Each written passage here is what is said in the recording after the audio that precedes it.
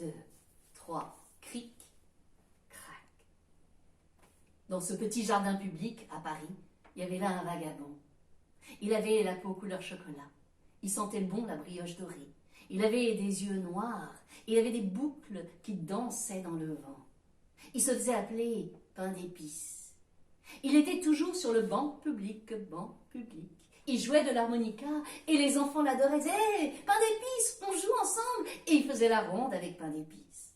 De temps en temps, on lui avait dit « Hé, pain d'épices, d'où viens-tu? Qui es-tu » Mais il avait balayé les questions, il avait juste répondu « Oh, le bon Dieu m'a laissé un petit peu trop de temps dans le four et voilà que ma peau a trop grillé comme du pain toasté. » C'est tout ce qu'on savait de lui.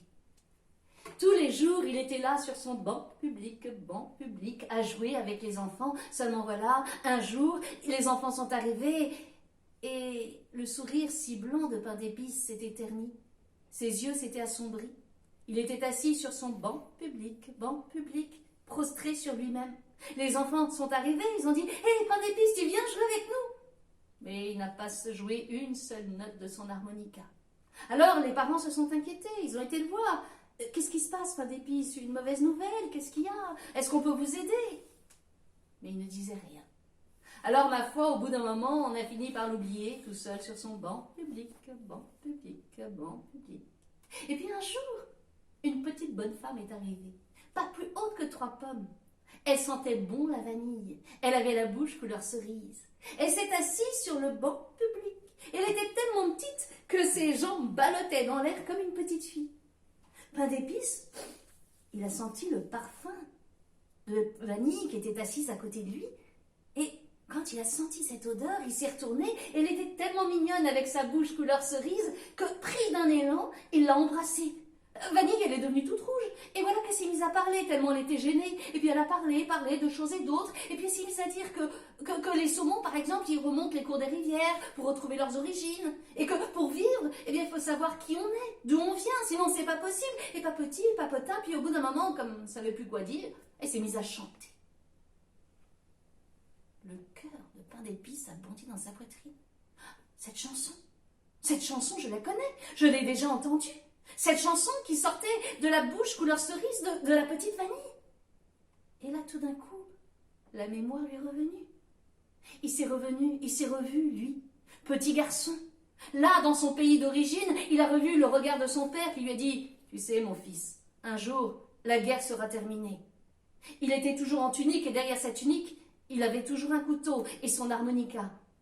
Et puis il y avait aussi sa mère qui le regardait avec un air si tendre et si triste à la fois. Et puis il s'est souvenu de la plage où il avait l'habitude de jouer, de ce jour où il a vu un bateau au loin. Il a fait des signaux, le bateau l'a repéré, on a mis une barque dans la mer, il y avait 2 hommes au bord de la barque. Ils sont accostés, ils se sont précipités sur pain d'épices, ils lui ont pris son couteau, ils l'ont jeté là dans la barque. Arrivé dans le bateau, on lui a mis des fers aux poignets, on lui a mis des fers aux chevilles. Il n'était pas tout seul. Il y avait des hommes, des femmes et des enfants enchaînés comme lui. Il s'est souvenu de la traversée. Il faisait si froid. Et puis, de ce jour où il est accosté sur la petite crique, il n'y avait personne. On les avait fait descendre, on leur avait jeté des vêtements, donné des éponges, du savon, on leur avait dit « Lavez-vous, mettez des vêtements ». Pain d'épices, avec sa peau couleur chocolat, il s'était faufilé dans le sable. Il avait glissé comme ça jusqu'à un arbre. Et puis s'était collé tout contre l'arbre. Et agile comme il était, il avait grimpé à l'arbre. Il les a vus remonter tous les uns après les autres sur le bateau. Il a vu le bateau s'éloigner. Il est resté tout seul, abandonné. Alors comme il ne savait pas où aller, il est resté accroché à son arbre. Quelque temps plus tard, un canot est arrivé. À bord, 2 amoureux. Ils étaient venus pour pique-niquer. Ils se sont installés sur la petite plage. Ils ont sorti leur pique-nique quand tout d'un coup, poum! Ils ont entendu comme un bruit de noix de coco qui était tombée sur le sol. Ils se sont retournés et ils ont découvert un petit garçon à la peau au chocolat qui sentait bon la brioche dorée avec des boucles noires. Aussitôt, ils l'ont pris, ils l'ont mis dans leur canot, ils l'ont ramené à l'hôpital. Et quand Pain d'épices s'est réveillé, il avait tout oublié. On lui a demandé pourtant « Et mon garçon, qui es-tu? D'où viens-tu » Impossible de répondre. Alors ma foi, On l'a envoyé à l'assistance publique, stance publique, stance publique. Et c'est là où il a grandi. Et puis quand il est devenu adulte, il est parti, il a atterri sur son banc public, là où il s'est fait appeler pain d'épices, là où il jouait avec les enfants. Quand il s'est souvenu de tout cela, pain d'épices, il avait des larmes qui coulaient sur ses joues. Il a regardé Vanille et lui a dit « Comment sais-tu tout cela ?» Elle lui a répondu « Je l'ai lu au fond de tes yeux, dans ce petit coin sombre qui ne sourit pas. » Il a dit « Mais cette chanson que tu as chantée, comment tu la connais ?» Elle a répondu « Moi aussi j'y étais, je t'ai entendu chanter. » Pain d'épices, à présent qu'il avait retrouvé la mémoire, qu'il savait qui il était, d'où il venait, enfin il pouvait devenir un homme.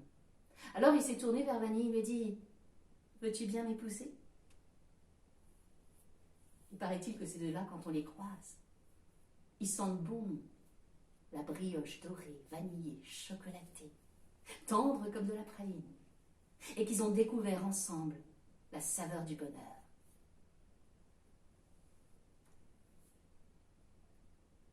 Et crac, l'histoire est terminée.